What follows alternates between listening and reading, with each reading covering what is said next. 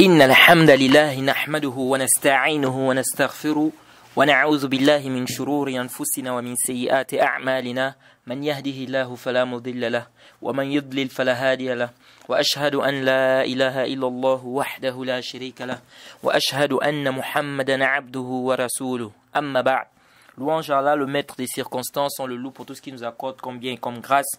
Et on lui demande de déverser ses grâces et ses bénédictions sur le prophète Muhammad sallallahu alayhi wa sallam. Alors nous revoyons encore aujourd'hui dans le cadre de notre programme qui est Sharh al-Durar al-Bahiyya fi al-Masail al-Fiqhiyya de l'imam Muhammad ibn Ali al-Shawkani rahimahullah. Et nous sommes toujours dans le chapitre des ablutions.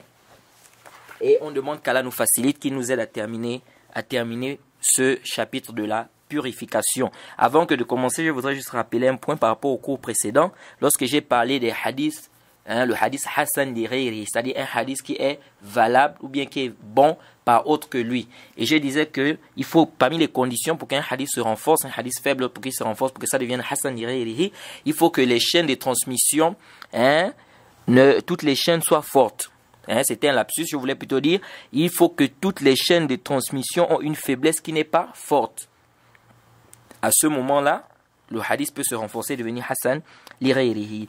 Alors on revient dans le cadre de notre programme, dans le cadre de notre mas'ala ici, qui est le bismillahi au début des ablutions. Et on a amené un peu la parole des savants par rapport à ce sujet. Et on a dit que ce qui était aqrab, ce qui était plus proche, wallahu ta'ala a'lam, Allah est le plus savant, c'est que c'est pas obligatoire de dire bismillahi. Et on a dit ceci, qu'il n'y a aucun hadith du prophète Mohammed sallallahu alayhi wa sallam qui nous dit que le prophète a dit bismillahi lorsqu'il a fait les ablutions. Aucun hadith. Tous les hadiths qui sont venus nous montrer la description des ablutions du prophète, il n'y a aucun hadith où on dit que le prophète a dit bismillahi. Au contraire, à la fin des ablutions, comme le hadith de Ousmane, il a dit man tawadda'a nahwa wudu'i hadha. Dit celui qui va faire les ablutions comme je viens de faire là. Et dans ces ablutions que Ousmane venait de faire, il n'y avait nullement, il n'a pas été cité là-bas quoi, bismillahi. Et dans d'autres hadiths aussi, vous allez trouver Ali ibn Abi Talib, ibn Abbas et bien d'autres qui vont vous dire Ra'aytu an-nabiyya sallallahu alayhi wa sallam yatawadda hakaza.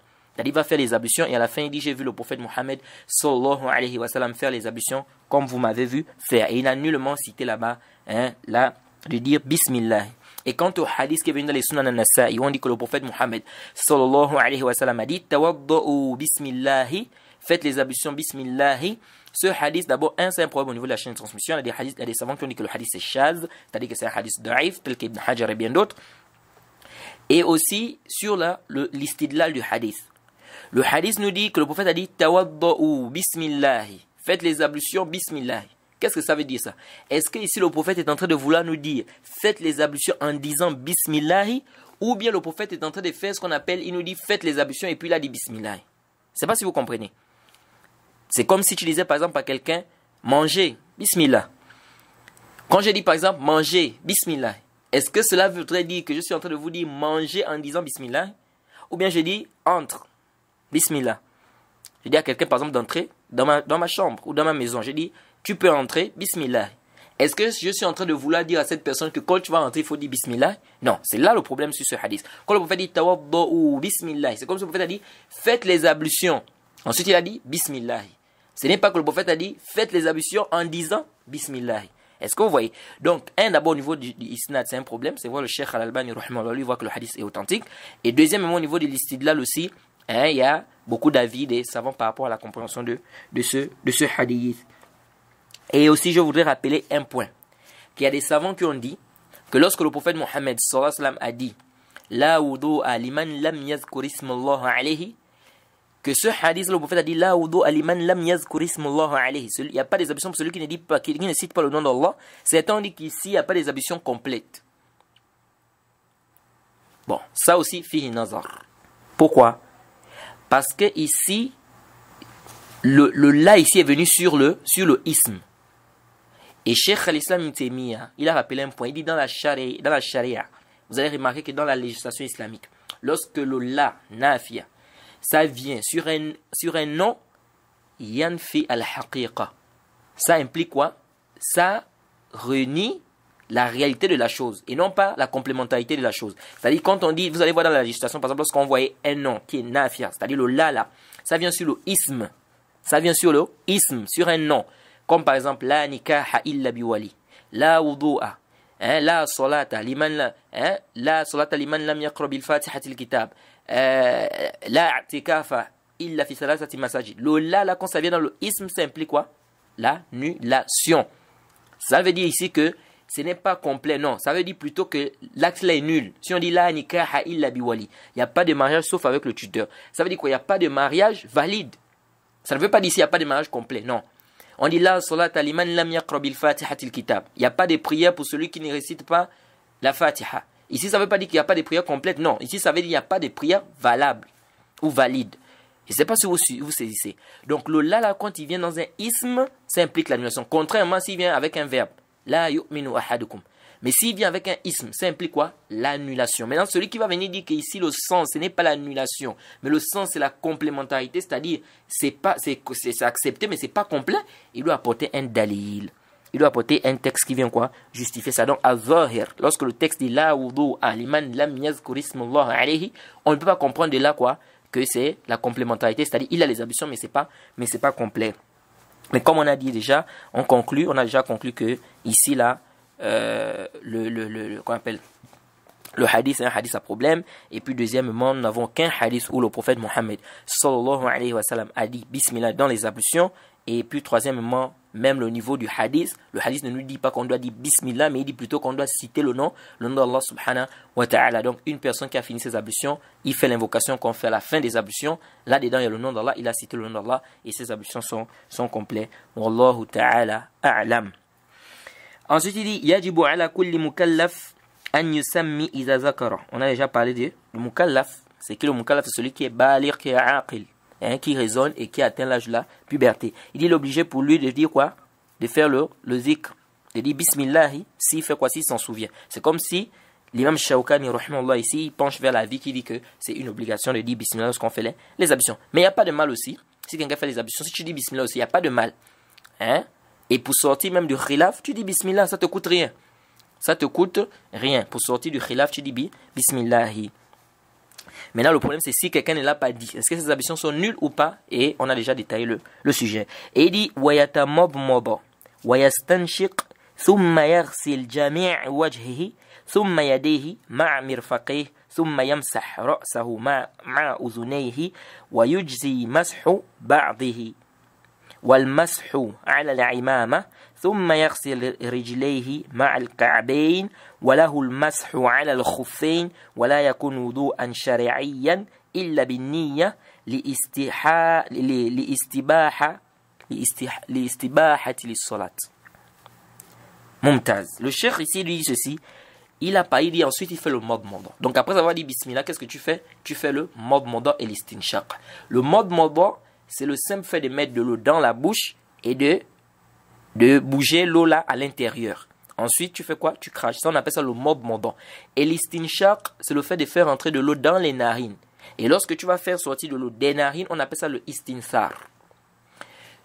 Avant d'abord de rentrer sur la sentence du madmada et l'istinshaq, je voudrais d'abord rappeler que le madmada, les savants ont débattu.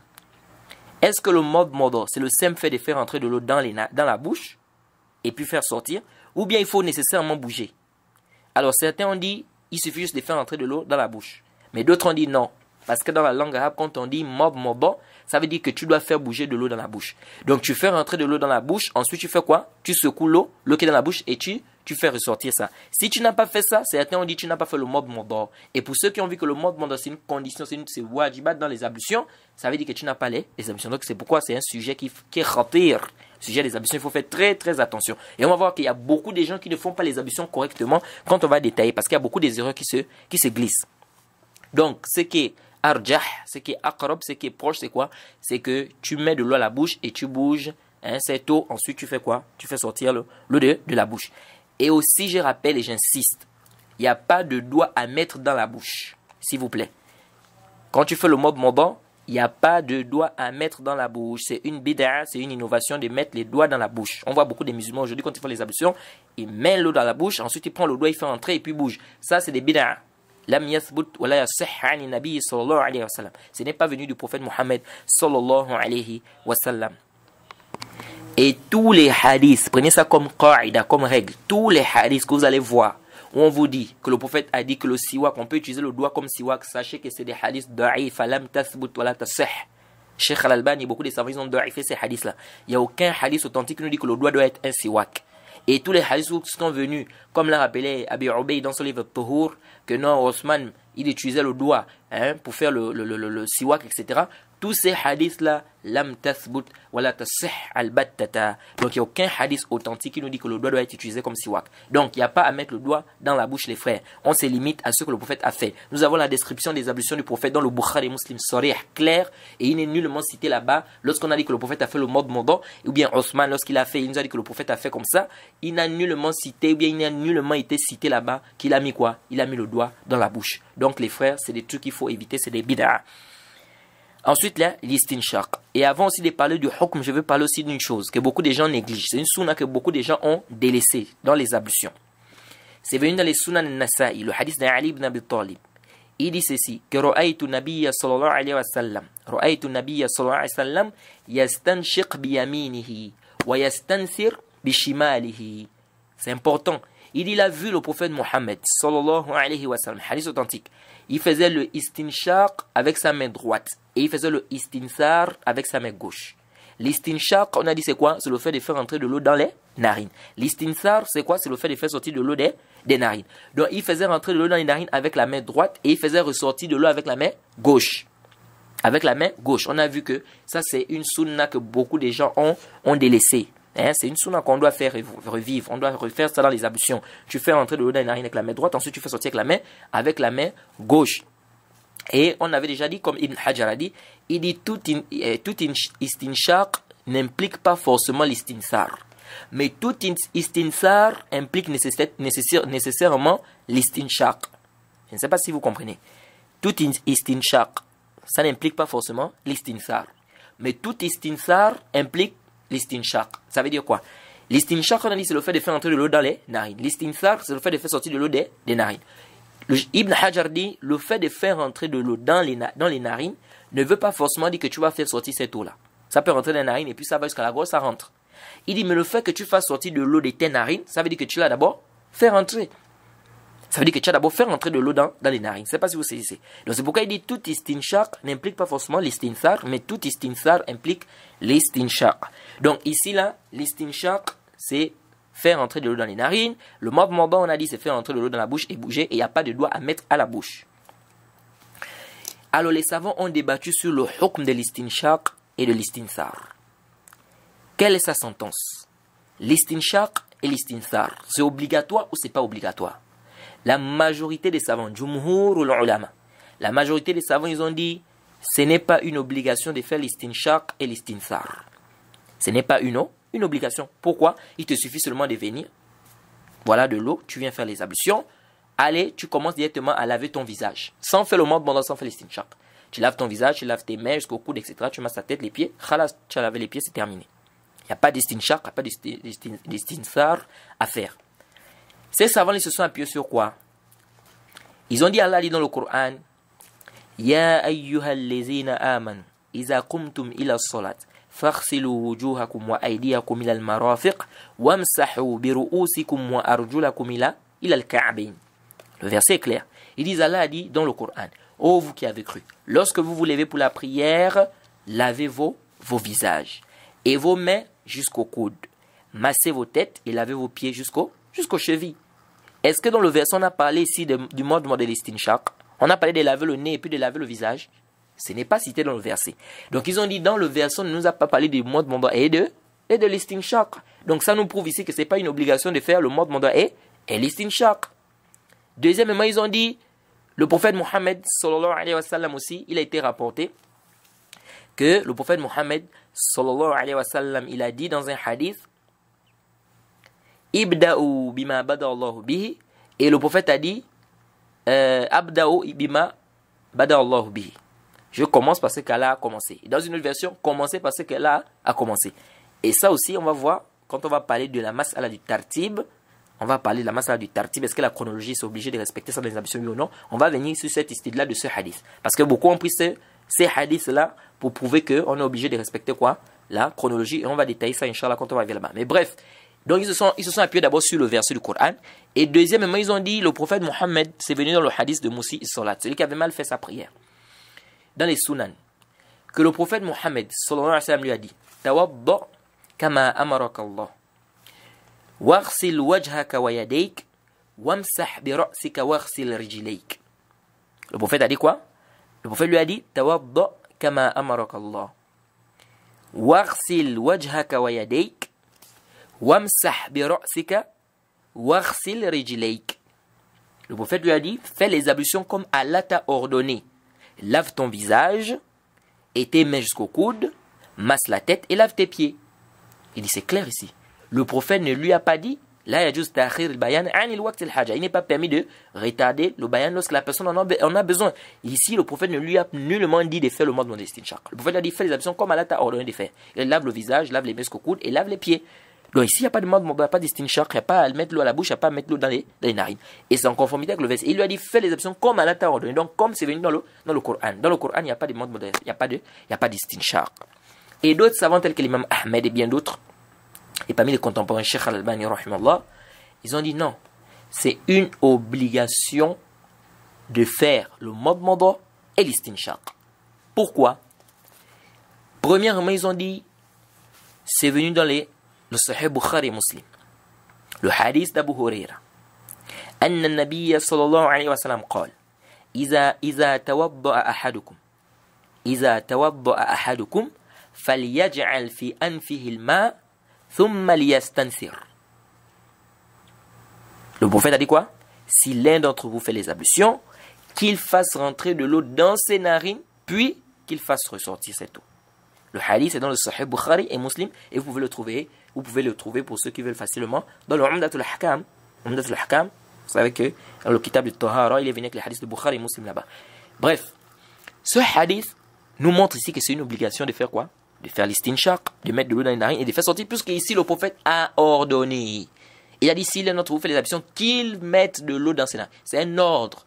Et on a déjà vu, kama huwa muqarrar fil usul, que al-amr lil wujub. L'ordre implique l'obligation. Lorsque le prophète ordonne quelque chose, c'est une obligation. Et on a déjà apporté des dalils qui viennent dans ce sens-là. Là, dans le Coran, فَلْيَحْذَرِ الَّذِينَ يُخَالِفُونَ عَنْ أَمْرِهِ أَنْ تُصِيبَهُمْ فِتْنَةٌ أَوْ يُصِيبَهُمْ عَذَابٌ أَلِيمٌ. Que prennent garde ceux qui contredisent son ordre, que ne leur atteigne une fitna ou un châtiment douloureux. Contredire l'ordre du prophète, c'est la fitna ou le châtiment douloureux. Donc, en d'autres termes, celui qui contredit, il a fait une désobéissance. Parce que sinon, Allah ne devait pas dire qu'il y a un châtiment douloureux qui peut les atteindre. Ouais. Donc, il est interdit de contredire l'ordre du prophète. Donc, à l'origine, lorsque le prophèt ordonne, c'est une obligation, jusqu'à ce qu'on aura un dalil qui montre qu'ici, c'est pas l'obligation. Mais si on n'a pas un dalil qui montre que c'est pas l'obligation, on reste sur quoi? Sur l'obligation. On a déjà apporté beaucoup de dalils dans ce sens-là qui prouvent que l'ordre implique l'obligation. Donc, ils ont dit ici, c'est le amr, et le amr yadullu ala al-wujub. Ça, c'est un. Deuxièmement, ils ont dit, il y a un autre hadith qui est venu. Le hadith est dans les Sunan Abi Daoud, le hadith de Laqit ibn Sabira, que le prophète Mohammed sallallahu alayhi wa sallam a dit, asbir al-wudu wa khallil bayna al-asabi' wa baligh fil istinshaq illa an takuna as-sa'ima. Le hadith est rapporté par Abu Daoud, Tirmidhi, Nasa'i, Ibn Majah, Ibn Khuzaymah authentifié ça, et beaucoup de savants, Cheikh Al-Albani et bien d'autres. Et dans une version de Abi Daoud, le prophète a dit, iza tawadda'ta famadmid. Le prophète a dit, si tu fais les ablutions, fais le madmada. Le prophète a dit quoi? Si tu fais les ablutions, fais le madmada. Le prophète a ordonné de faire le madmada. Donc ici, ça montre que c'est une obligation. Et l'ordre, ça montre que c'est un ordre et ça implique l'obligation. Et par conséquent, c'est une obligation de faire quoi? Le madmada lorsqu'on fait quoi? Les ablutions. Quitte maintenant à savoir cette version de madmada là, est-ce que c'est authentique ou pas? On va détailler ça tout à l'heure. Maintenant, ils ont répliqué au dalil de ceux qui ont dit que c'est pas une obligation. Ils ont dit non. Le verset est venu, c'est vrai, on n'a pas parlé du madmada de l'istinshaq, mais on a dit de laver le visage. Et ils ont dit la bouche et le nez fait partie du visage. Un. Deuxièmement, ils ont dit, dans le verset, c'est vrai, Allah ne nous a pas dit, n'est-ce pas, de laver la bouche et le nez, mais le prophète nous a fait le bayan, il nous a montré, parce qu'ils ont dit dans le verset, c'est venu général, laver le visage, sans tafsil. Ils ont dit maintenant, le prophète a fait le tafsil du visage là, et il a détaillé par ses actes qu'on doit faire quoi, on doit laver la bouche et le nez. Et quant au hadith de celui qui avait mal fait sa prière, le prophète l'a dit, tawadda kama amarakallah, waghsil wajhaka wa yadayk, wamsah bi ra'sika waghsil rijlayk. Ils ont dit, quant à ce hadith, ça ne nous prouve pas qu'il n'y a pas de madmada de l'istinshaq à faire. Pourquoi? Tout d'abord, dans ce hadith, vous allez voir que le prophète a dit quoi là-bas? Il a dit fais les ablutions comme Allah t'a ordonné. Or, Ibn Hazm, quand il répond, qu'est-ce qu'il dit? Ibn Hazm il dit mais ce que Allah a ordonné, c'est ce que le prophète a ordonné. Puisque Allah subhanahu wa ta'ala a dit dans le Coran, celui qui obéit à Allah, il a obéi à qui? Et celui qui obéit au messager, il a obéi à qui? Il a obéi à Allah.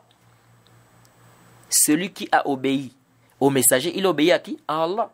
Donc par conséquent, lorsque le prophète dit fais les ablutions comme Allah t'a ordonné, c'est-à-dire ce que le prophète ordonne, c'est ce qu'Allah a ordonné. Donc il n'y a pas de contradiction ici. Reste maintenant à savoir que dans le hadith, il n'a pas parlé du mode modeste, il m'a dit warsil wajhaka wa yadayk. Lave ton visage et tes mains. Ouais. Mais on peut aussi répondre. Ici, il a dit lave ton visage et tes mains. C'est mujmal, c'est am. Mais là-dedans, c'est comme le hadith. Parce que ce hadith a une suite, ça ne s'arrête pas là, ça continue. Le prophète lui a montré comment on doit faire la prière et tout.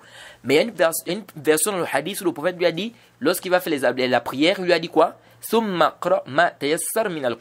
Puis lis ce que tu peux du Coran. Il n'a pas cité la Fatiha là-bas. Est-ce qu'on va dire que la Fatiha, ce n'est pas une obligation dans la prière? Non, c'est une obligation. Parce qu'il y a une autre version qui est venue là-bas. Puis lis avec quoi? Avec la Fatiha, ou bien lis la Fatiha.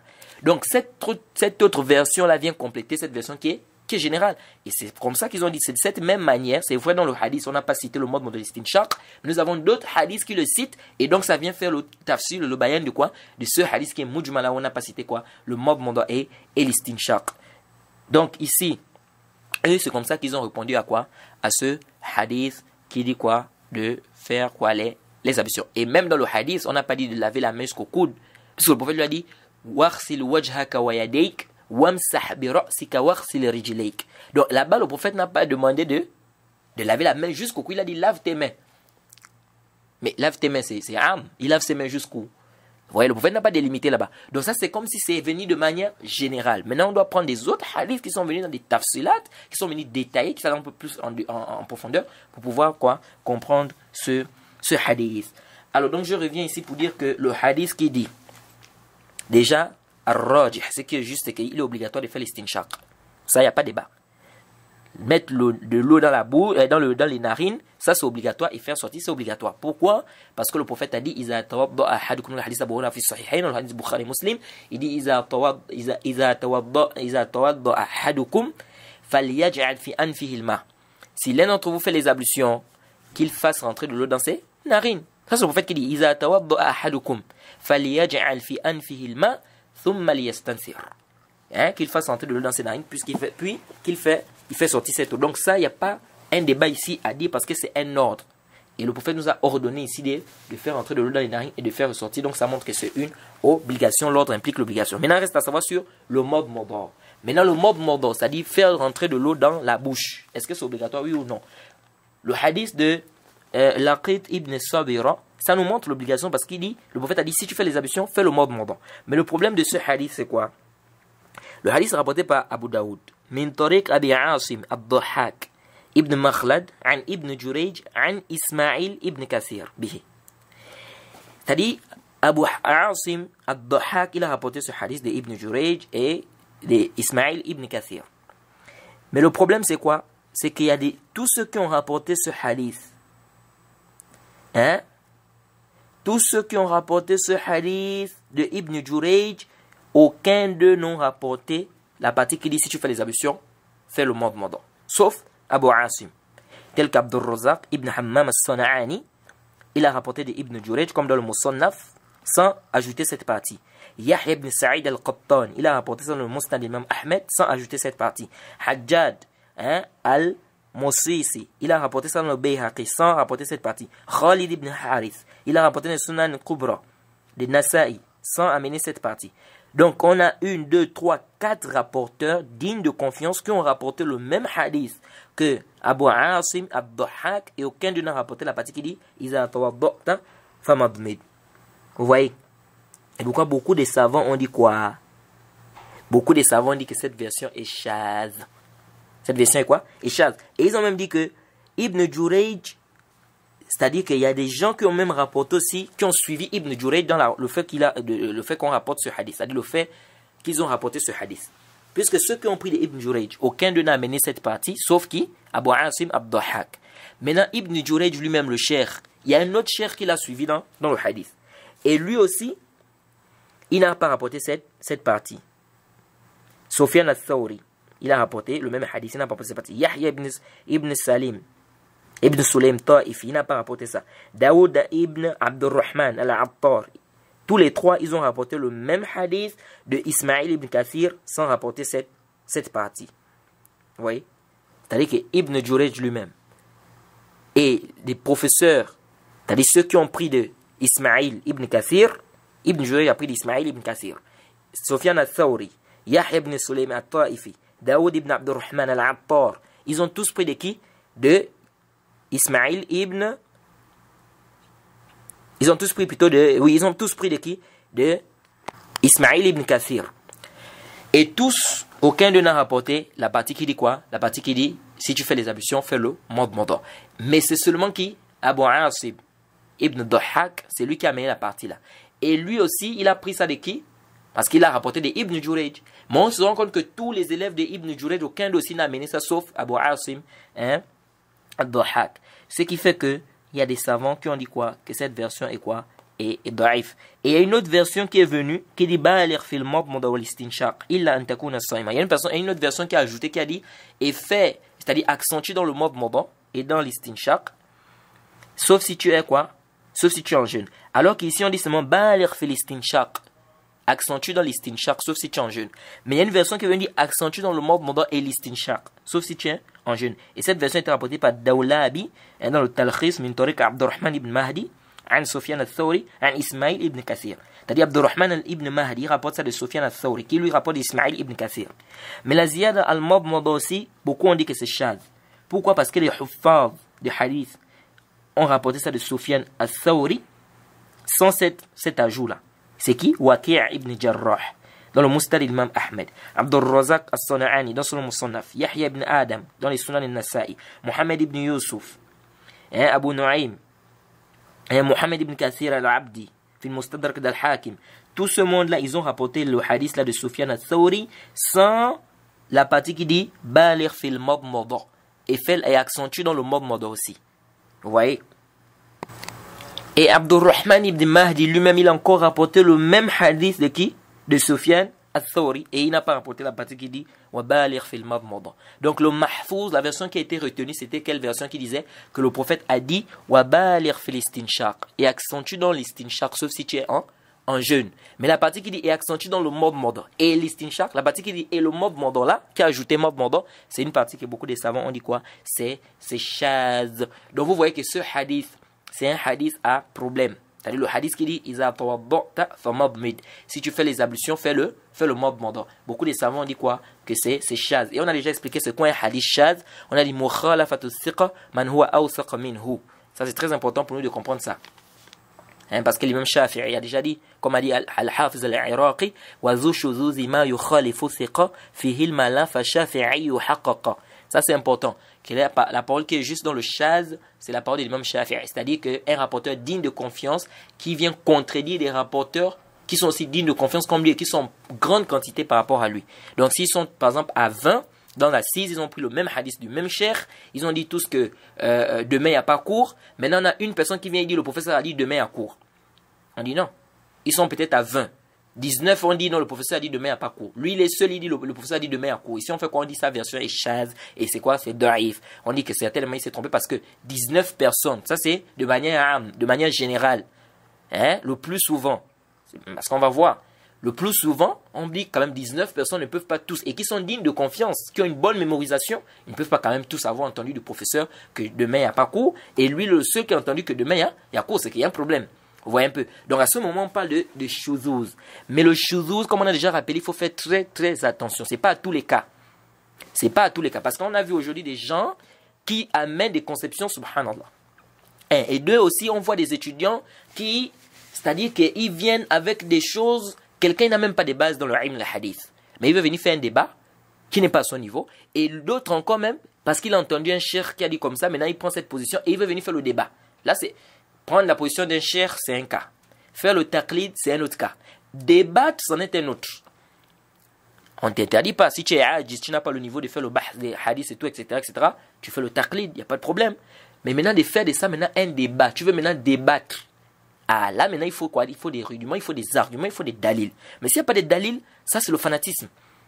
Ça c'est quoi? C'est le fanatisme. C'est pas à tous les cas qu'un hadith, parce qu'il y a un qui a amené ce que les autres n'ont pas amené, donc ça veut dire que c'est shadh. Il faut faire très attention, c'est pas à tous les cas.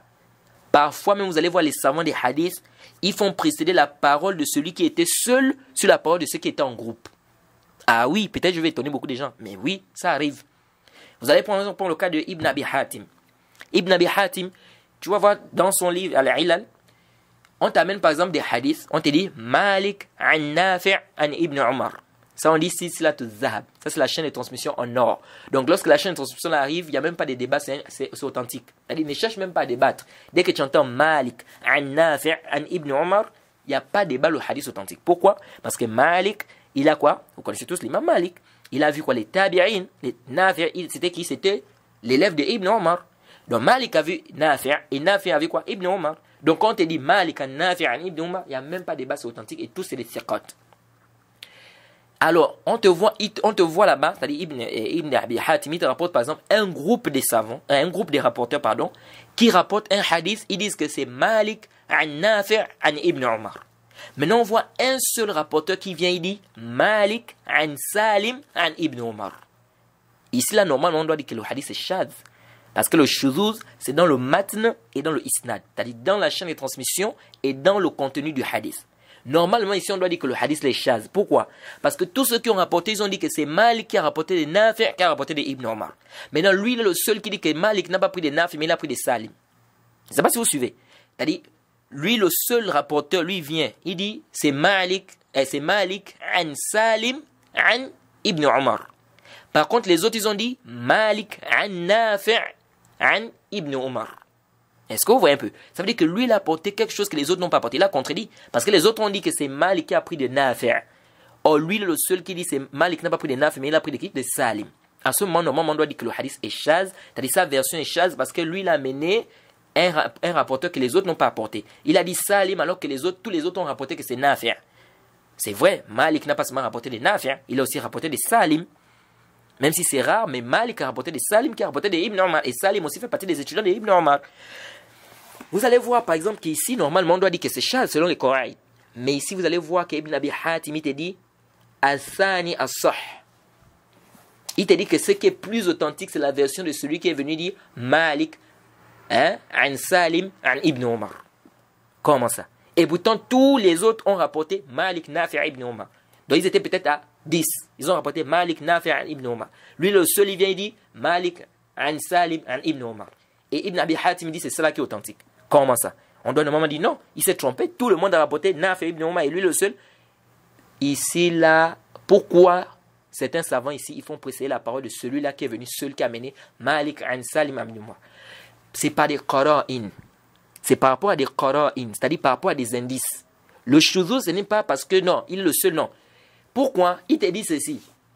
Ce qui est connu, c'est que Malik rapporte de Nafi' de Ibn Umar. Ça, c'est ce qui est connu. Et ça, c'est la chaîne de transmission la plus facile à mémoriser. Malik, Nafi' Ibn Umar.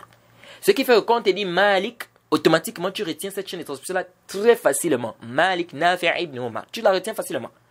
Ils disent le fait que ce rapporteur-là, il n'amène pas Malik, an Nafi', an Ibn Umar. Et on sait très bien que la chaîne de transmission, c'est la chaîne la plus facile à mémoriser. Elle est très simple à mémoriser. Il n'amène pas Malik, an Nafi', an Ibn Umar. Il amène plutôt Malik, an Salim. Ça veut dire que réellement, il a entendu ça an Salim. Pourquoi? Parce que c'est très facile de dire Malik, Nafi' Ibn Umar. Tout le monde, quand te dit Malik, automatiquement, tu craches que c'est Malik, Nafi' Ibn Umar. Mais le fait que ce rapporteur-là amène Salim à la place de Nafi', alors qu'on sait que d'habitude, c'est Nafi'. C'est-à-dire, Malik prend de Nafi' qui prend de Ibn Umar. On sait que c'est ça d'habitude. Mais ici, le fait que lui, il change, ils disent ici, ça nous prouve qu'il a bien mémorisé ce hadith. Parce que c'est trop facile. Tout le monde sait que c'est Malik, Nafi' Ibn Umar. Donc lui-même, il devait déjà voir qu'il y a un point. Le fait qu'il a ramené sur le Salim là, ça montre qu'il a bien mémorisé. Et vous allez trouver beaucoup d'exemples comme ça. Vous allez trouver dans le Sahih al-Bukhari des hadiths où il y a un seul rapporteur qui amène ça, mais l'imam Bukhari dit que c'est authentique. Il a mis ça dans son Sahih. Et les autres n'ont pas apporté ça. Vous allez prendre le hadith sur le Janaza de Sufyan al-Thawri ou Ibn Uyayna, entre les deux, si je ne m'abuse, qui te dit que non, il a vu le prophète marcher devant un cortège funèbre. Les autres disent non, le hadith était rapporté par Ma'mar qui a rapporté ça peut-être mursala. Lui, il a rapporté ça mawsoula. Il dit, on pose la question à Sofiane, il dit, Wallahi, j'ai entendu ça comme ça. Les gens viennent lui dire, non, mais les autres ont rapporté ça mursala, comment toi tu rapportes? Il dit, je vous dis que j'ai entendu ça comme ça. Mais ça, c'est des indices qui nous montrent qu'on ne peut pas rejeter cette parole-là comme ça. On ne peut pas rejeter cette parole-là comme ça. Donc le shuzuz, ce n'est pas comme ça. Ce n'est pas parce qu'il a amené une chose que les autres n'ont pas amené. Ah, c'est chaz. Non, ce n'est pas à tous les coups. Oui, c'est ça, de manière globale, mais ce n'est pas à tous les coups. Tout dépend des indices et des qara'in. Ce sont les indices qui vont nous permettre de détecter que là, il s'est trompé ou pas. Si on a des indices qui nous montrent que réellement il a même chose, c'est comme les savants ont dit. Ça peut être même que les deux sont authentiques. C'est pourquoi vous allez voir que l'imam Bukhari et beaucoup de savants ont dit il y a Sahel Wajhain. Al-Wajhan. Les deux versions sont authentiques. On avait déjà parlé quand on a parlé du Kitab al-Hajj. On a parlé dans le Kitab al-Hajj. Lorsqu'on a parlé du hadith de le prophète, là où il dit que le hadith du prophète, le hadith de Salama, dans les Sunan Abi Daoud, lorsqu'il dit Inna hadha yawm rukhisa lakum iza antum ramaytum al-jamra an tuhillu li kulli ma hurrimtum bihi illa an-nisa. فإذا أنتم أمسيتم قبل أن تطوفوا بالبيت صرتم حرما لهيئتكم قبل أن تطوفوا به. Le hadith de Sunan Abi Daoud, on a vu que le prophète a dit que il vous a été une dérogation vous a été faite que lorsque vous avez lapidé les stèles, n'est-ce pas, vous pouvez sortir en état de désacralisation, c'est-à-dire vous pouvez vous désacraliser. Mais si vous avez passé la soirée comme ça, sans faire le tawaf al-ifada, alors vous devez retourner dans votre état de sacralisation. On a parlé de ce hadith et on a dit que ce hadith était rapporté par un rapporteur, Abi Ubayda ibn Zam'a, Abu Ubayda ibn Abdullah ibn Zam'a. On a dit que c'est un rapporteur à problème. Certains ont dit qu'il est majhoul, d'autres ont dit que voilà. Beaucoup de débats là-bas. Mais qu'est-ce qui nous a intéressé ici? C'est que ce hadith, on a dit que ça a été rapporté dans le Musnad de l'imam Ahmed. Et dans le Musnad de l'imam Ahmed bin Tariq, Muhammad ibn Ishaq, qui lui le rapport avec sa chaîne de transmission, Abi Ubayda ibn Abdullah ibn Zam'a, an Zainab, an Salama. Et on a dit qu'il y a un rapporteur thiqa qui est venu, qui a rapporté de Muhammad ibn Ja'far, an Yazid ibn Rouman, et qui rapporte de Khalid Mawla Zubair, an Zainab, an Salama. Et on a dit que tous les rapporteurs qui ont rapporté ce hadith, ils ont rapporté ça à la première chaîne de transmission. Abi Ubayda ibn Abdullah, ibn Zam'a, an Zainab, an Salama. Et qu'il n'y a qu'un seul rapporteur digne de confiance qui est venu avec Muhammad ibn Ja'far, an Yazid ibn Rouman, an Khalid Mawla Zubair, an Zainab, an Salama. Et on a dit qu'il est le seul qui a mené cette chaîne de transmission-là. Mais lui, il a rapporté les deux chaînes de transmission. Il a rapporté la première chaîne de transmission qui est en conformité avec le groupe. Et il a apporté une chaîne de transmission que les autres n'ont pas apporté. Qu'est-ce qu'on a dit? On a dit quoi là-bas? On a dit que les deux chaînes de transmission sont authentiques. Pourquoi? Ça nous prouve qu'il a bien mémorisé. Pourquoi? Qu'est-ce qui nous prouve qu'il a bien mémorisé ici? C'est un indice. Ce qui nous prouve qu'il a bien mémorisé, c'est parce qu'il apporte d'abord la chaîne de transmission qui est en conformité avec les autres. Ensuite, il apporte maintenant une autre chaîne de transmission d'un autre cher que les autres n'ont pas apporté. Donc ça nous prouve qu'il a bien mémorisé son hadith, puisqu'il apporte d'abord la chaîne de transmission qui est en conformité avec les autres, et ensuite il apporte d'un autre cher une autre chaîne de transmission. Donc nous avons des indices. C'est par rapport aux indices qu'on détecte qu'ici, le rapporteur, là, même s'il a amené une chose que les autres n'ont pas apporté, mais il a bien mémorisé. Il y a des indices. C'est comme le tahrik usbu', bouger le doigt dans la prière. Vous voyez beaucoup de chants chanawadandana. Vous entendez des chants chanawadandana, les gens, non, le hadith c'est chaz, non, comme ça. Oh, l'autre là-bas il dit vous, oh non, c'est chaz, oh tel muqbil a dit, oh, mais... Subhanallah, c'est comment les frères, calmez-vous. Ce hadith, c'est un hadith sarih, qui est d'abord clair sur le sujet, et deux, c'est un hadith sahih, jazman. C'est un hadith sahih, jazman. Je dis bien, c'est un hadith authentique. Avec la toute dernière énergie, j'ai dit c'est un hadith authentique. Et on a des indices clairs qui nous montrent que Zaïd ibn Qudama, il a bien mémorisé ce hadith. Plein d'indices. Je dis bien plein d'indices qui nous montrent clairement que le hadith est authentique, ce n'est pas un débat. Et nous allons en parler, Inch'Allah, si Allah facilite, quand on va arriver dans le chapitre de la prière, on va parler de ça parce que ça amène trop, il y a trop de chants dans sur ce sujet-là. Donc on va parler de ce sujet, on va détailler. Qu'en est-il de ce hadith? Est-ce qu'il est vraiment chaz comme les gens disent? Oui ou non? On va porter des dalils, les arguments, les avis des savants et tout. Et pourquoi pas même faire un débat? Pourquoi pas? Pour ceux-là qui voudraient bien débattre sur ce sujet. Parce qu'il y en a jusqu'aujourd'hui qui disent que le hadith est chaz. Or, on ne sait pas. Aucun savant parmi les mutaqaddimin, je dis bien parmi les anciens savants, on ne connaît aucun savant qui a dit que le hadith est chaz. J'ai dit bien parmi les anciens savants, nos anciens, nos salaf, parmi les mutaqaddimin, il n'y a aucun savant qui a dit que le hadith est chaz. Hasba ilmi, de ce que je sais. C'est le cheikh Muqbil qui a dit que ce hadith est chaz avec ses élèves, etc. Mais des savants tels que l'imam Ahmed, l'ibn Khuzayma, les Daraqutni, c'est-à-dire les anciens, les Nasa'i, on ne connaît pas un savant qui a dit que le hadith là est chaz. Mais on va détailler tout ceci, Inch'Allah. On va en parler, on va détailler pour montrer clairement ce chapitre. Parce que ce chapitre des shuzuz, c'est un chapitre qui est très important. Et c'est un chapitre parmi les chapitres les plus compliqués dans le ilm al-ilal. Ah oui, c'est un chapitre parmi les chapitres les plus compliqués dans le ilm al-ilal. Oui, c'est pourquoi vous devez faire très attention. C'est pas tout le monde qui va se lever un bon matin. Oh non, le hadith c'est chaz. Oh c'est chaz pourquoi? Parce qu'il a amené une chose que les autres n'ont pas apporté. Mais qui t'a dit que c'est comme ça que ça se passe? Si on t'apporte maintenant des hadiths, des dizaines de hadiths, où il y a un rapporteur qui a apporté des choses que les autres n'ont pas apportées, et les savants ont pris ça. Et quand tu regardes la chose, c'est même en contradiction. Parce qu'il y a d'autres qui te disent non, il ne faut pas que ça soit en contradiction. Et c'est même en contradiction avec ce que les autres ont apporté. Mais les savants l'ont pris ça. Comment ça s'est fait? C'est par rapport aux qara'in. C'est par rapport aux indices. Ce sont ces qara'in-là qui permettent de nous détecter que ce rapporteur, il a bien mémorisé ou bien il n'a pas bien mémorisé son hadith. Donc ce n'est pas à tout moment. Le professeur peut rapporter un hadith dans une assise et il rapporte encore le même hadith dans une autre assise mais un peu plus détaillé. Il apporte des choses qu'il n'a pas apportées dans la première assise. Maintenant on va dire non, parce que lui il a amené ça, les autres n'ont pas apporté dans ses chaz. Non, c'est pas comme ça. Ce n'est pas comme ça.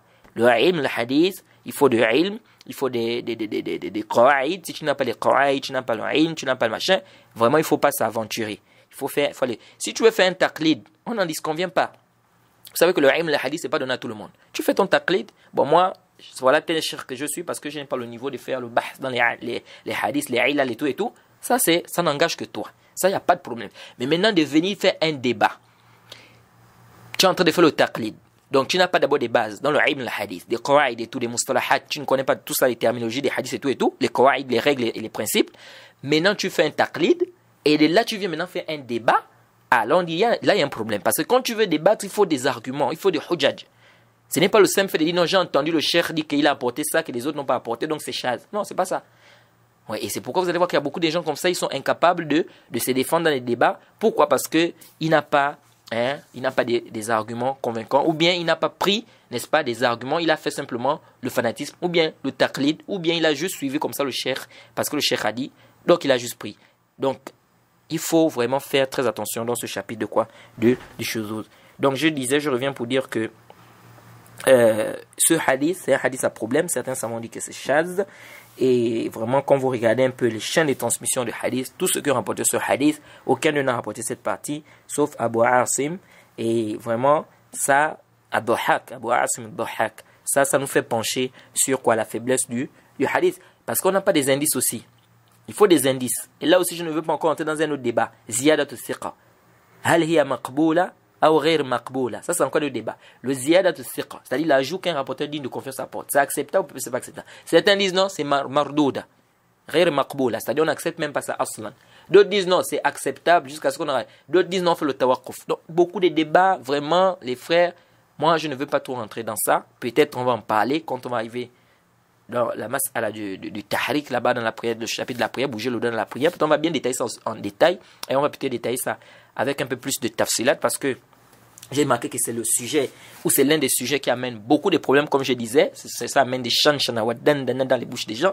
Donc il faut vraiment qu'on explique ça aussi en détail pour que les gens comprennent pourquoi les savants ont dit ça, pourquoi ceux-là ont dit on bouge, pourquoi ceux-là n'ont pas dit qu'on ne bouge pas. C'est aussi une importance, c'est aussi d'une importance capitale d'expliquer cela. Donc on revient ici sur le mob mordant pour dire que ce hadith c'est un hadith à problème, mais à la kulli hal, l'avis que nous trouvons prépondérant, wallahu ta'ala a'lam, c'est que l'istinshaq c'est une obligation.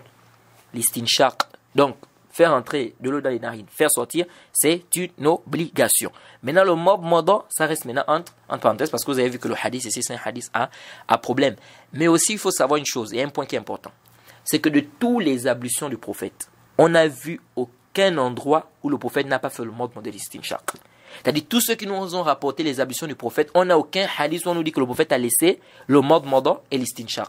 C'est-à-dire, le mode mordant, j'ai déjà expliqué, c'est le fait de mettre l'eau dans la bouche et bouger. Et l'istinshaq, faire entrer de l'eau dans les narines et faire ressortir. Ça, c'est l'istinsar. Faire ressortir, c'est l'istinsar. Faire rentrer, c'est l'istinshaq. Je disais tantôt qu'on n'a vu aucun hadith où le prophète a délaissé cela.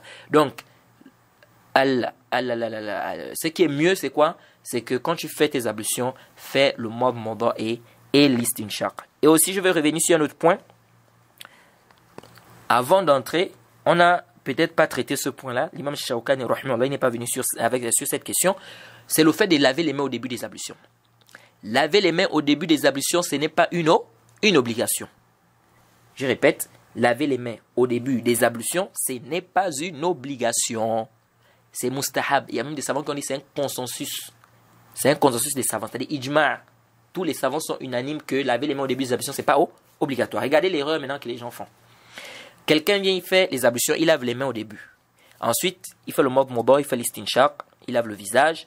Quand il vient maintenant pour laver les mains, vous savez là ce qu'il fait? Il commence à partir du poignet jusqu'au coude. Haza khata. Il commence à partir du poignet jusqu'au coude. Après, il se dit quoi? Il te dit non, parce qu'il avait déjà lavé les mains au début. Ça, c'est khata. Laver les mains au début, c'est pas obligatoire. Ce qui est obligatoire, c'est la deuxième fois maintenant quand tu vas venir laver là. Là, c'est maintenant obligatoire pour toi de laver les mains jusqu'au coude. Parce que Allah était clair dans le Coran. Il a dit Ya ayyuhallazina amanu iza qumtum ila as-salat faghsilu wujuhakum wa aydiyakum ila al-marafiq. C'est important. Wa aydiyakum ila al-marafiq. Et vos mains, aydiyakum ila al-marafiq, jusqu'au coude. Donc tu dois laver de la main jusqu'au coude. Allah n'a pas dit du poignet, du rosr. Il n'a pas dit ça. Il n'a pas dit du poignet jusqu'aux chevilles et jusqu'au coude. Il a dit de la main jusqu'au coude. Il faut bien comprendre. Allah a dit de la main jusqu'au coude et non pas du poignet jusqu'au coude. Donc par conséquent, lorsque tu vas faire les ablutions, tu laves de la main jusqu'au coude. Et non pas comme beaucoup font maintenant, ils commencent par le poignet. Non, j'ai déjà lavé au début. Non, mais le début que tu as fait là, c'est pas obligatoire. Ce qui est obligatoire, c'est maintenant là. Tu laves de la main jusqu'au coude. Donc tu commences à partir de la main jusqu'au coude. Ça, c'est une erreur que beaucoup de gens font. Il faut faire très attention. C'est pourquoi je disais que c'est un chapitre qui est très important, le chapitre des ablutions, mais les gens négligent. Et vous allez voir qu'il y a beaucoup de gens qui ne font pas encore correctement les ablutions. On va voir, parce qu'il y a beaucoup d'erreurs qui se glissent lorsque les gens font les ablutions. Donc, on a fini avec le problème du mode mada et l'istinshaq. Donc, en conclusion, on fait le mode mada et l'istinshaq. L'istinshaq, c'est obligatoire. Et on doit faire aussi le mode mada parce que c'est venu dans la sunna du prophète Mohammed sallallahu alayhi wa sallam. Et on n'a pas rapporté que le prophète a délaissé cela. Donc le prophète vient nous faire le bayan. Il vient nous faire le bayan de quelque chose qui est mujmal dans le Coran. Laver le visage, c'est obligatoire. Mais comme on va laver le visage, le prophète nous a fait le bayan. Et il a fait le mode mada istinshaq. Ça nous montre ici qu'on doit faire le mode mada istinshaq lorsqu'on va laver le visage. Ensuite, il dit thumma yaghsil jami' wajhihi. Il dit puis il lave tout son visage. Puis il lave quoi? Tout son visage. Excusez-moi, je reviens d'abord en arrière sur un point. Lorsque j'ai parlé de laver les mains au début, il y a un endroit où c'est obligatoire de laver les mains au début.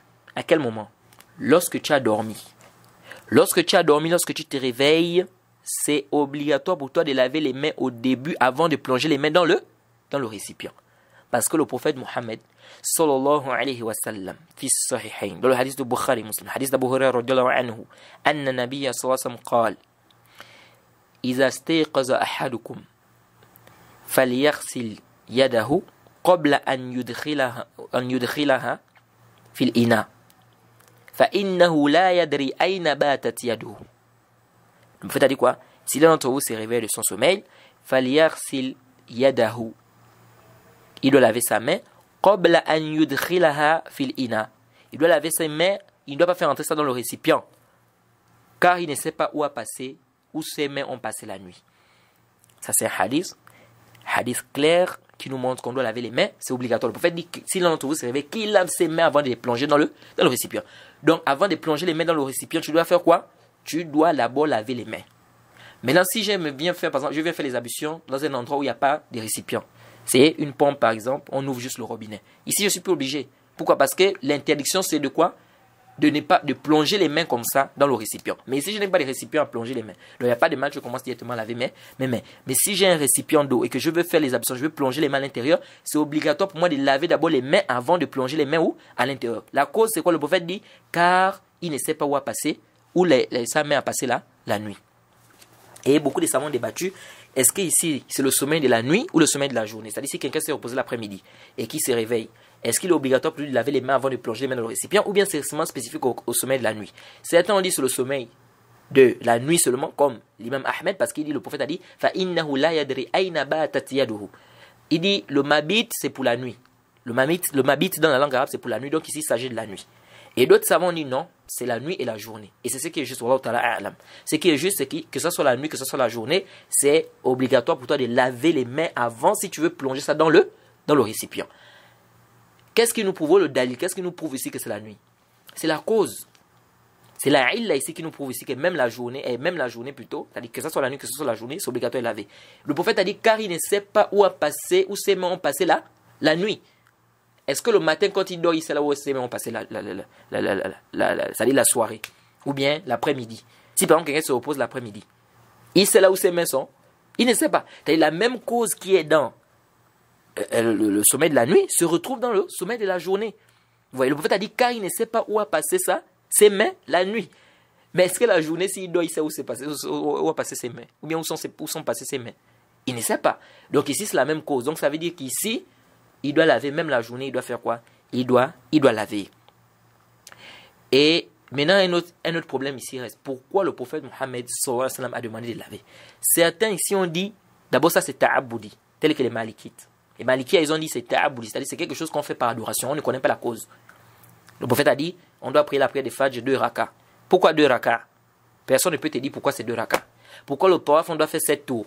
Pourquoi c'est pas 3 tours? Pourquoi la prière de Zuhr, c'est 4 rakas? Ça, on appelle ça, c'est des trucs ta'aboudi. C'est-à-dire, on le fait par adoration. On n'a pas, c'est-à-dire un ta'lil. On ne sait pas la cause. Pourquoi c'est 4, pourquoi c'est 2, pourquoi c'est 7. Il n'y a pas un dalil clair. Mais ici, on le fait par adoration. Donc, certains malikis ont dit, on lave les mains si c'est par adoration et on ne connaît pas la cause. Mais ça, là, c'est mardoud. Ça, ce n'est pas sahih. Ce n'est pas sahih, pourquoi?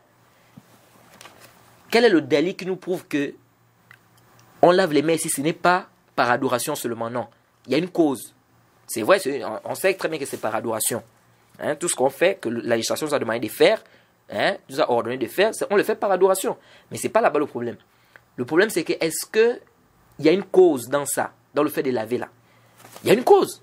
La cause, c'est quoi? Ce qui nous prouve que la parole des Malikites là n'est pas sahih, c'est quoi? N'est pas juste. Qu'est-ce qui nous prouve ça? C'est parce que le prophète lui-même a dit فَإِنَّهُ لَا يَدْرِ أَيْنَ بَاتَتْ يَدُهُ. Car il ne sait pas où est-ce que sa main a passé là, la nuit. Donc ça veut dire que la cause pour laquelle le prophète nous demande de laver, c'est parce qu'on ne sait pas où la main a passé là, la nuit. Donc ça nous prouve que la cause, c'est une cause, il y a une cause ici. Donc on peut dire que non, il n'y a pas de cause, on ne connaît pas la cause, c'est ta'aboudi, là. Maintenant, un autre point aussi, certains ont dit, maintenant la cause, puisqu'on nous a dit qu'on ne sait pas où la main a passé, quelle est la cause réellement? Certains ont dit la cause ici, c'est parce que quand tu vas dormir, certainement tu vas toucher les impuretés. Quelqu'un peut mettre ses mains au niveau de son sexe, ou bien à l'arrière, ou bien certains disent que non, les Arabes ils se nettoient avec les cailloux, donc parfois ils balançaient les cailloux partout. Donc certainement quelqu'un peut dormir au sol, un Arabe pouvait dormir au sol, donc lorsqu'il dort au sol comme ça, il va certainement toucher les pierres là qui ont quoi, des excréments. Donc il va se retrouver le matin avec ça peut-être sur la main. Donc ici, ce qui fait que il doit faire quoi? Il doit se laver, il doit laver les mains avant. Donc quand le prophète dit il ne sait pas où passer ses mains, c'est-à-dire que ses mains peuvent se retrouver sur les cacas, ses mains peuvent se retrouver dans son sexe, etc. Donc ce qui fait qu'il peut toucher n'importe quoi. Donc il doit laver. Ça c'est le ta'lid de certains savants. Mais est-ce que ça c'est juste? Haza fihi nazar. Haza fihi nazar. Ça, c'est vrai que c'est un ta'lid, mais ce n'est pas juste. Wallahu ta'ala a'lam. Vraiment, ce n'est pas juste. Allah est le plus savant. Pourquoi ce n'est pas juste? C'est tout simplement parce que si réellement c'était ça la cause, la cause ici c'est parce que l'impureté, tu vas toucher l'impureté, n'est-ce pas? Quelque part, le prophète ne devait pas se limiter à nous demander de laver la main. Il ne devait pas se limiter à nous demander de laver la main. Parce que si quelqu'un dort et qu'il touche les impuretés avec sa main, mais c'est évident qu'il va frotter ça sur son corps. Pendant qu'il va dormir, il va toucher certainement la tête, il va se gratter, il va toucher le vêtement, etc. Le prophète devait demander de se laver tout le corps une bonne fois. Donc ça nous montre ici que la cause, ce n'est pas un problème d'impureté ici. Parce que sinon, la main là, tu veux la frotter partout. Vous voyez un peu. C'est pourquoi ce qui est plus proche, la vue que nous trouvons proche de la vérité, ou alors ta'ala, elle est le plus savant, c'est ce que Ibn al-Qayyim a dit, Cheikh al-Islam Ibn Taymiyyah. Rahimahumullah. Et qu'est-ce qu'ils ont dit ceux-là? Et d'autres savants. Ils ont dit, la cause peut être quoi? Le prophète Mohammed nous a par exemple dit, إذا استيقظ أحدكم فليجعل في أنفه الماء فإن الشيطان يبيت في خيشوم أحدكم في الصحيح. Le prophète a dit quoi? Si l'un d'entre vous se réveille, qu'il mette de l'eau dans les narines, qu'il nettoie ses narines. Fa inna shaytana yabit fi khayshum ahadikum. Car shaytan dort dans les narines de l'un d'entre vous. Le prophète a dit quoi? Lorsqu'on se réveille, on fait quoi? On nettoie les narines. Pourquoi? Parce que shaytan, il fait quoi? Il dort dans les narines. Et là, il ne faut pas faire entre le aql. Alors, comment shaytan va dormir dans les narines? Oui, le prophète a dit inna shaytana yajri min al-insan majra ad-dam dans le Sahih al-Bukhari. Le prophète a dit que le shaytan circule dans notre corps comme le sang circule. Donc, shaytan peut très bien rentrer dans les narines et dormir dans les narines comme le prophète a dit. Et le prophète a dit iza tasa'aba ahadukum falyukhattifa fa inna shaytana yadkhul dans le Sahih Muslim. Le prophète a dit si l'un d'entre vous baille, qu'il fasse quoi? Qu'il ferme la bouche, car shaytan rentre. Donc on voit les musulmans aujourd'hui, il ouvre sa bouche grande, demain il est en train de bailler. Shaytan est en train de rentrer. C'est le prophète qui a dit. Donc tu dois fermer. Dans une autre version, le prophète a dit iza tasa'aba ahadukum falyaqzim mastata'. Il doit se maintenir de quoi? De fermer, il doit faire des efforts de fermer quoi? De fermer sa bouche. Et dans une autre version de Sahih Bukhari, le prophète a dit iza qala ha dahika shaytan. S'il dit ha, le shaytan rit. Les gens qui baillent, qui crient là, ils baillent et puis crient ah, non. Ça, c'est déconseillé parce que shaytan est en train de se moquer de toi. Et lorsque tu bailles, tu dois fermer quoi? La bouche. Et non pas ouvrir ta bouche parce que shaytan va faire quoi? Il va rentrer ici. Donc ici, là, on n'a pas de problème. Shaytan peut rentrer par la bouche, shaytan peut dormir dans les narines comme le prophète a dit. Et on dit ici qu'on ne doit pas faire entrer le aql. Parce qu'il y a des gens qui veulent toujours faire entrer la raison. Tu veux faire entrer la raison, tu as vu shaytan de tes propres yeux. Tu n'as pas vu. Le prophète te donne une information qui a un rapport avec le monde invisible. Que Allah lui a donné comme information. Toi, tu veux douter de cette information sur quelle base pour faire entrer ton aql dedans. Vous voyez?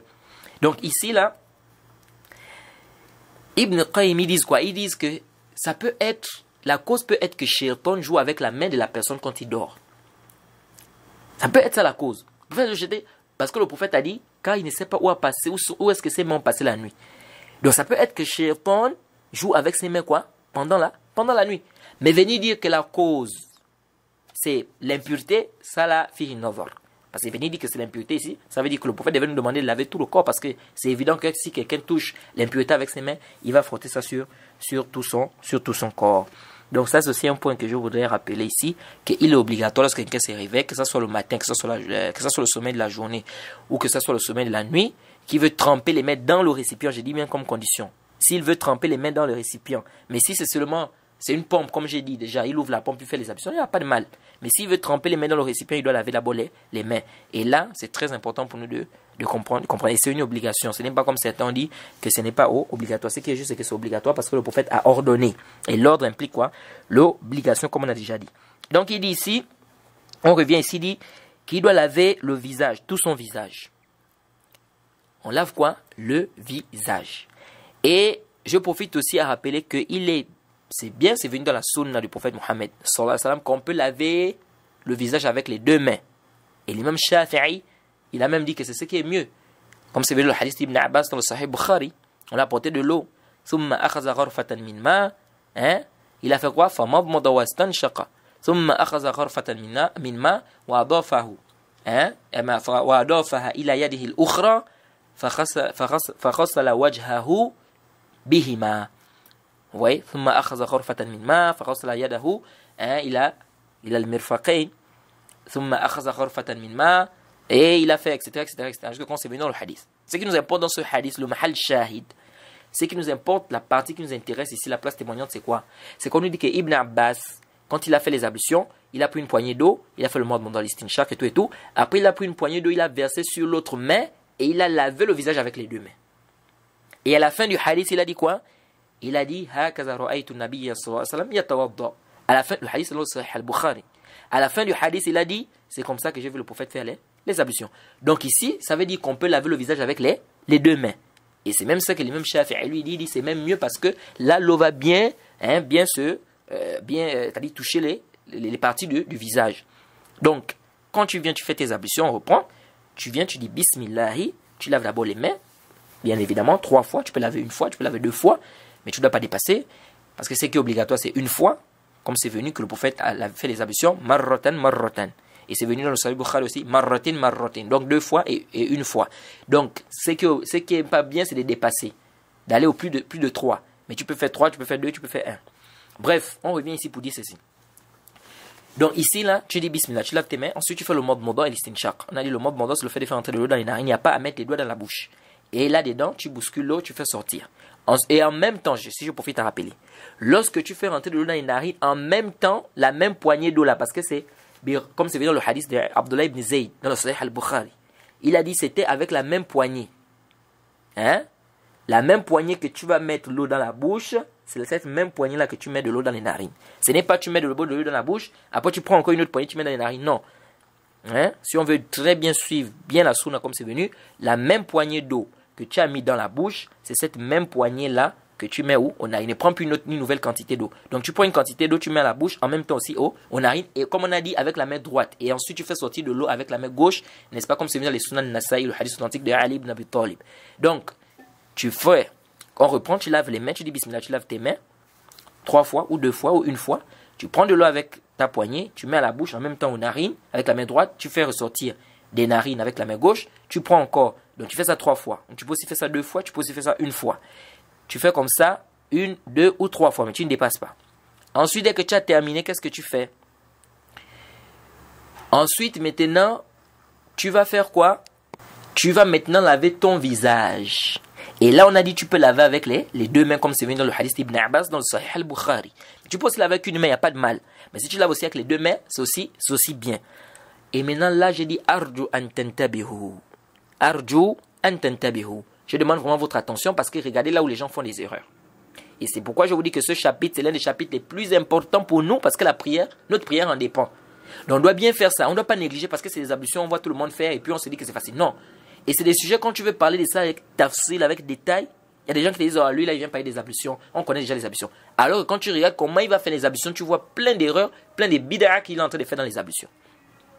Regardez l'erreur que les gens font. Il vient laver le visage. Il lave quoi? Il lave juste le devant du visage là. Vous voyez le niveau des oreilles, non? Nous avons les oreilles. Et vous allez voir que quelqu'un qui est barbu, facilement pour vous faire comprendre, parce qu'il n'y a pas l'image, pour quelqu'un qui est barbu, vous allez remarquer qu'entre l'oreille et sa barbe, au bout là-bas, il y a un vide. C'est-à-dire qu'il y a un endroit où les cheveux ne poussent pas là. Hein? Vous allez voir quelqu'un, il a sa barbe, ça commence, ça quitte d'ici du haut, ça descend, etc. Au niveau des oreilles vers le bout, vous allez voir qu'il y a un endroit où il n'y a pas la barbe. C'est-à-dire que c'est vide, les cheveux ne poussent pas là. C'est au niveau d'à côté de l'oreille. Et juste à côté, il y a la barbe. Beaucoup de gens, quand ils font les ablutions, ils ne lavent pas ce côté-là. Alors que ça fait partie du visage. Et ça nous montre quoi? Que la personne n'a pas lavé son visage. Et si quelqu'un n'a pas lavé son visage, le visage fait partie des piliers des ablutions, ou sinon même c'est une condition, parce que si tu n'as pas lavé le visage, les ablutions ne sont pas valides. Par conséquent, ces ablutions ne sont pas valides. Regardez l'erreur. Et ça, c'est grave. Combien de personnes prient comme ça sans ablution? Ça, c'est très dangereux, les frères. Il lave le visage, il lave juste là, devant, là, c'est-à-dire au niveau du nez, les yeux et tout. Mais le côté des bouts ici, au niveau des joues, et au niveau de l'endroit où on dit que la barbe ne pousse pas là, vous allez voir qu'il ne lave pas ça. Tu n'as pas lavé le visage.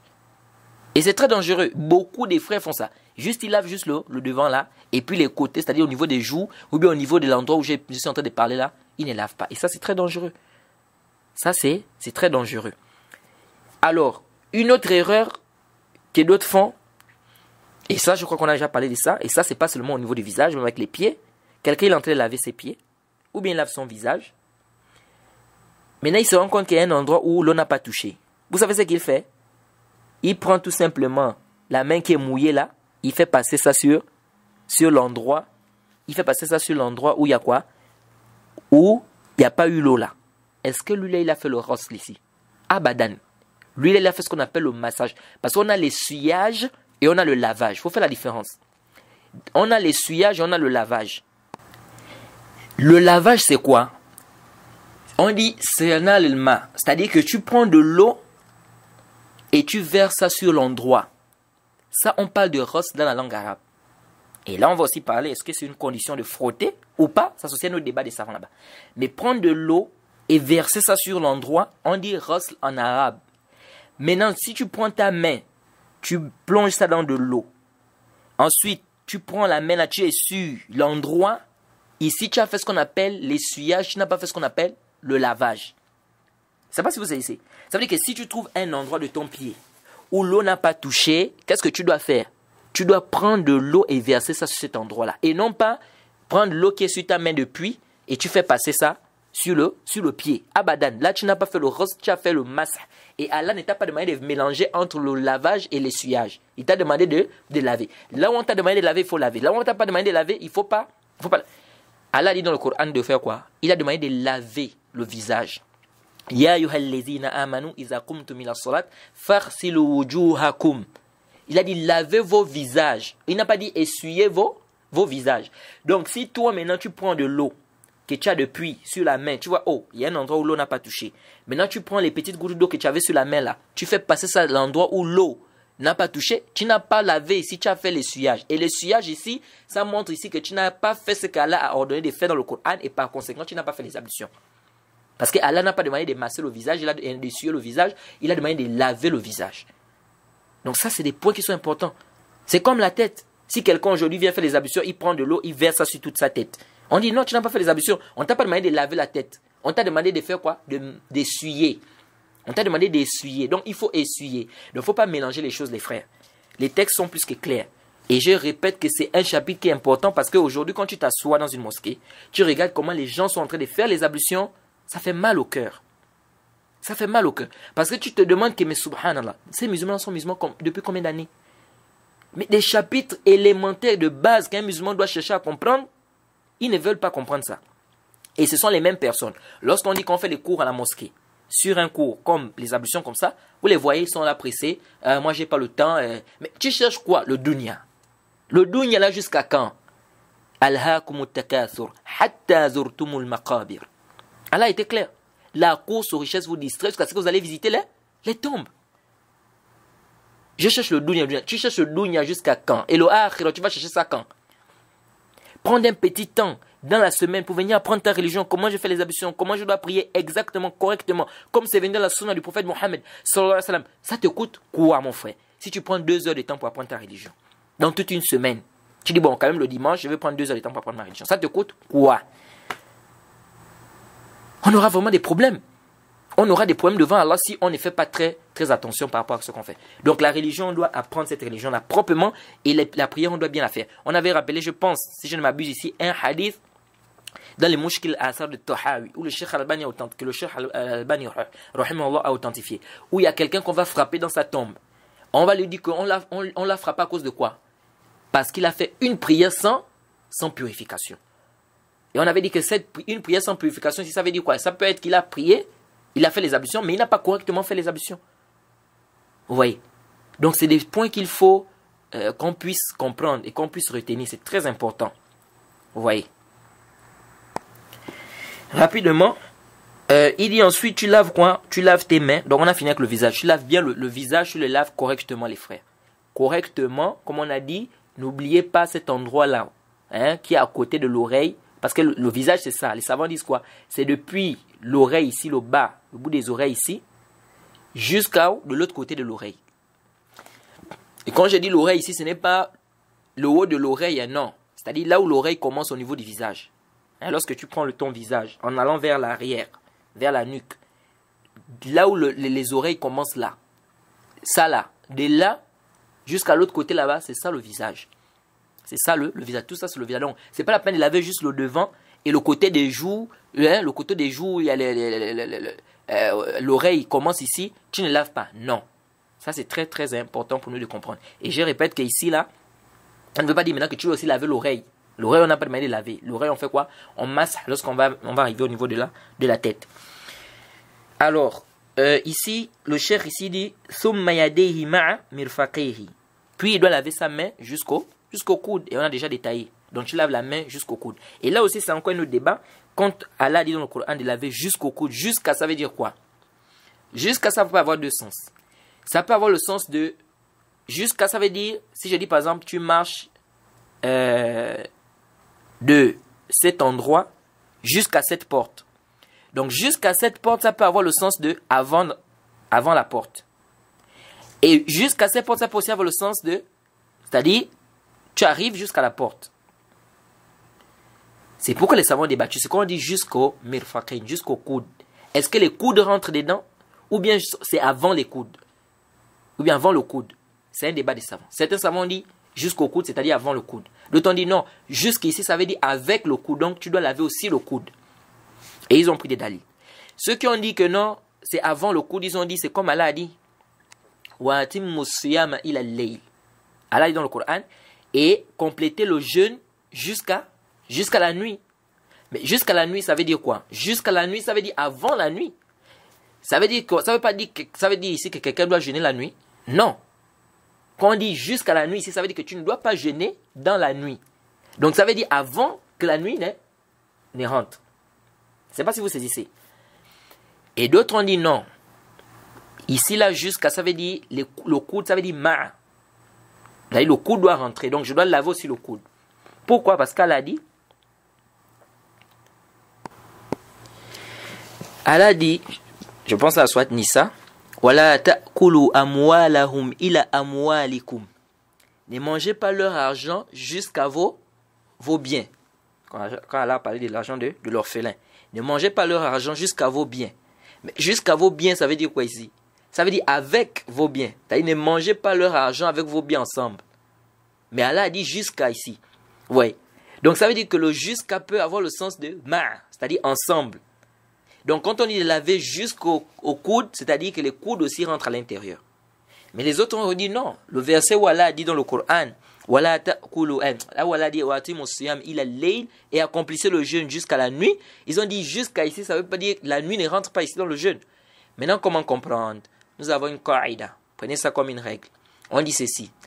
Iza kanatil ghaya min jinsiha, c'est-à-dire min jins shay alladhi qablahu أو قبلها إذا كانت الغاية من جنسها تدخل معها وإذا كانت الغاية من غير جنسها فلا تدخل معها.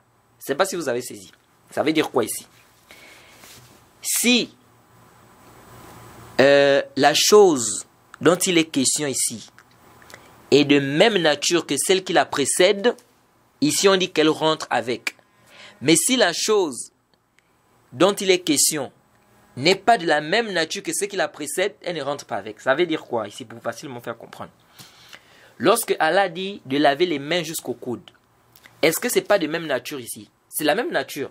C'est-à-dire le coude, ça rentre dans la même nature. C'est toujours la main ici, c'est la même nature. Donc ici, ça rentre avec. Donc quand on dit il a ici, ça doit être avec. Pourquoi? Parce que c'est des mêmes natures. Je ne sais pas si vous saisissez. La main ici, c'est la même nature. Donc ici, quand on dit jusqu'au coude, les coudes doivent rentrer.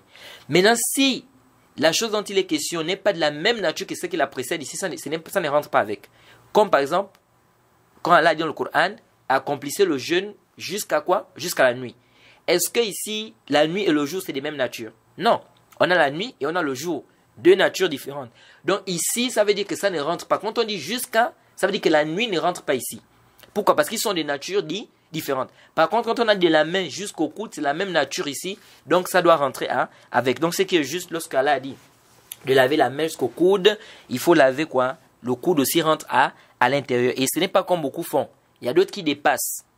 Il dépasse même le coude. C'est-à-dire, il vient jusqu'ici. Vraiment, parfois, d'autres arrivent même à côté des aisselles. Ça, là, vraiment, il n'y a pas de dalil sarih du prophète. Quant à la parole de Abu Huraira, où il a dit وَمَنِ اسْتَطَاعَ مِنْكُمْ أَنْ يُطِيلَ غُرَّتَهُ فَلْيَفْعَلْ. Ce hadith-là, c'est mudraj. La partie, les mudraj. Le idraj, c'est quoi? C'est une comment on dit ça? Comment on appelle ça déjà? C'est-à-dire, oui, on dit une intercalation. Voilà. C'est une intercalation, excusez-moi, dans le texte. Ça veut dire quoi? L'intercalation. L'intercalation dans le texte, quand on dit le idraj, c'est-à-dire, je ne sais pas comment je peux vous expliquer ça. L'intercalation, en fait, c'est un propos qu'un transmetteur introduit dans l'énoncé du hadith. Un transmetteur, c'est-à-dire un rapporteur. Il introduit dans l'énoncé du hadith sans préciser que cela vient de lui, pour expliquer un mot, ou déduire une règle, ou souligner une sagesse. C'est ça l'intercalation. L'intercalation, c'est quoi? C'est un propos qu'un transmetteur introduit dans l'énoncé du hadith, du texte, sans préciser que cela vient de lui, pour expliquer un mot, déduire une règle, ou bien, comme j'ai dit, souligner une sagesse. C'est-à-dire, le rapporteur, il apporte un hadith. Il dit, par exemple, le prophète a dit telle chose. Maintenant, il veut expliquer un mot qui est dans le hadith. Alors il explique le mot dans le hadith, mais sans souligner que cette explication provient de lui, de telle sorte que celui qui lit, il pense que même l'explication fait partie du hadith du prophète. Donc cette parole qui dit que celui parmi vous qui peut allonger ces machins, qu'il le fasse, que ça, cette partie-là c'est un idraj. C'est quoi? C'est une intercalation dans le texte.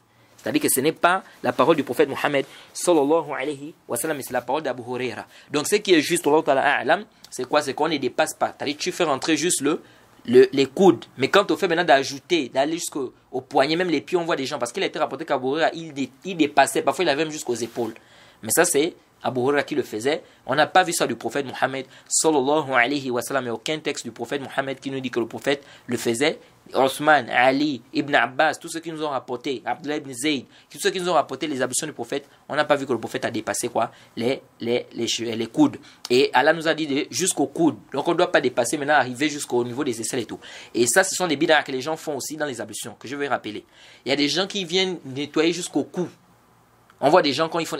Et ça, quand j'entendais souvent des savants parler de ça, je disais que, est-ce que vraiment il y a des gens qui font ça? Et moi, j'ai vu de mes propres yeux. J'ai dit bien, j'ai vu de mes propres yeux des gens. Il fait les ablutions, il lave le visage, ensuite il vient jusqu'au cou ici, il met l'eau au niveau du cou. Ça, c'est des bid'a, c'est des muhdassat al-umur, lam tasih, ou lam tathbut ani nabi sallallahu alayhi wa sallam. C'est-à-dire, il n'y a aucun texte authentique qui est venu spécifier que le prophète lavait jusqu'au cou ici. Non, il n'y a pas lavé jusqu'au cou. Non, on doit laver jusqu'au cou, non, machin. Non. Ici, là, c'est venu le visage, point. Mais quand on fait d'arriver jusqu'au cou, l'autre même, c'est quand il masse la tête. Donc, masse la tête, il va en arrière. Arrivé en arrière ici, il fait passer de l'eau par l'arrière jusqu'à faire descendre au niveau du cou. Tout ça, c'est des bid'ah, c'est des muhdathat qui ne sont pas venus du prophète Mohammed sallallahu alayhi wa sallam. Donc, ce qui est sahih al-rajih, c'est qu'on ne dépasse pas les coudes pour arriver. Mais c'est la même chose avec les chevilles. On voit des gens, quand ils lavent les pieds, ils viennent jusqu'au mollet. Yahri, on a dit jusqu'aux chevilles. Donc, les chevilles rentrent. Tu laves aussi les chevilles. Mais maintenant, arrivé jusqu'au mollet, tu as eu ça où? Tu as eu ça où? Dans le Coran ou dans la sunna du prophète Mohammed sallallahu alayhi wa sallam. Quant au fi'l de Abu Huraira, on disait qu'il dépassait, il venait jusqu'aux épaules. Ça, c'est son ijtihad, c'est son effort qu'il a eu à faire. Il a compris ça du texte du prophète parce que le prophète a dit que ma communauté viendra yawm al-qiyamah avec les traces des ablutions. Et donc, il a dit, celui parmi vous qui peut allonger ces traces, qu'il le fasse. Mais sinon, la partie qui dit celui parmi vous qui peut allonger cette trace, qu'il le fasse, ce n'est pas le prophète qui l'a dit, c'est un idraj, c'est une intercalation dans le texte. Et on a déjà expliqué c'est quoi l'intercalation. On dit c'est le propos, un propos que le rapporteur amène dans l'énoncé du hadith. Il veut par exemple expliquer quelque chose sans préciser que cela vient de lui.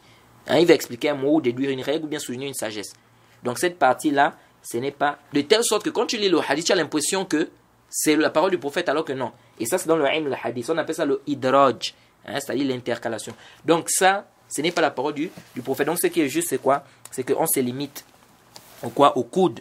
Et non pas maintenant venir jusqu'à l'épaule. Les chevilles aussi, on ne vient pas jusqu'au mollet. Non, on se limite à quoi? On se limite aux chevilles. Ensuite, il dit ثُمَّ يَمْسَحْ رَأْسَهُ مَعْ أُذْنَيْهِ وَيُجْزِي مَسْحْ بَعْضِهِ. Il dit ensuite, il va masser sa tête avec ses oreilles. Donc, tu vas masser la tête en même temps. Donc, tu pries de l'avant en arrière, ensuite tu reviens, et en même temps aussi tu masses les oreilles, parce que c'est venu dans un hadith, dans les Sunan Ibn Majah, un hadith qui a été authentifié par le Cheikh Al-Albani et beaucoup de savants. C'est vrai que le hadith, normalement, à l'origine, il est faible, mais il est venu dans des multitudes de chaînes de transmission. C'est pourquoi certains savants ont rendu ce hadith Hassan et Ghayrihi. Le prophète a dit Al-Uzunan min ar-Ra's. C'est-à-dire les oreilles font partie de la tête. Donc tu dois faire quoi? Tu dois aussi masser quoi? Masser les oreilles. Et bien évidemment aussi les savants divergent sur le massage de la tête. Certains dit il suffit de masser là 4 doigts, il suffit de masser un petit endroit. Si tu masses une partie et tu n'as pas massé l'autre partie, est-ce que ça suffit? C'est-à-dire je masse juste une petite partie de la tête sans masser toute la tête. Est-ce que ça suffit? Donc c'est un grand débat entre les savants, mais c'est que juste on doit masser toute la tête parce qu'Allah a dit de masser la tête. Et la sunna du prophète est venue nous expliquer comment on doit masser la tête. C'est venu dans le hadith d'Abdullah ibn Zayd dans le Sahih al-Bukhari. Il dit quoi? Que le prophète a commencé Bada bi muqaddamati ra'sihi. Il a commencé au début de sa tête. Fa zahaba ila qafa. Il est parti jusqu'à sa nuque. Thumma raddahuma ila al-makan alladhi bada minhu. Puis il est revenu à l'endroit où il a commencé. Donc tu commences au niveau de la tête et au niveau du front, pardon. C'est là où les cheveux s'arrêtent, et tu vas en arrière au niveau de la nuque. Et ensuite tu reviens et en même temps tu masses les oreilles. Et tu essuies les oreilles. Et ici, je profite à rappeler que ce n'est pas une obligation de faire les 2 tours là. Si j'ai seulement fait un tour, ça suffit. On a demandé de masser la tête et d'essuyer la tête. Bon, on préfère plus le terme essuyer parce que masser aussi, c'est un peu bizarre. Essuyer la tête. Excusez-moi, essuyer. Ici, tu essuies la tête, tu commences du début, tu vas en arrière. Tu as essuyé toute ta tête. Maintenant, revenir ici, ce n'est pas une obligation. Vous savez, quand on fait les ablutions, quand on essuie la tête, pardon, on fait quoi? Un aller-retour. Si j'ai fait l'aller, ça suffit. Parce que ce qui est demandé, c'est quoi? C'est de masser, d'essuyer quoi? D'essuyer la tête. De la même manière aussi, on dit même si tu commences par l'arrière, tu viens devant aussi, tu as massé et tu as essuyé ta tête. Mais tu n'as pas fait ça comme c'est venu, c'est-à-dire comme on a montré, comme le prophète a fait. Mais dans tous les cas, tu as fait quoi? Tu as essuyé la tête. Donc ce qui est juste ici, c'est qu'on doit essuyer toute la tête. Ensuite, il dit wal mashu ala al-imama. Et il faut masser sur le turban. Ou bien il est permis de masser sur le turban. Et on va s'arrêter par ici. On va continuer le cours prochain. On va détailler sur le massage sur le turban. On va voir masser les pieds. On va voir masser sur le khoufain, les pantoufles, les chaussures, etc. Et on va un peu détailler les massages qui tournent autour de cela. On va s'arrêter par ici. Et on demande qu'Allah nous facilite. Wa subhanaka lahumma bihamdik. Wa ashhadu an la ilaha illa anta astaghfiruka wa atubu ilaik. Assalamu alaikum wa rahmatullahi wa barakatuh.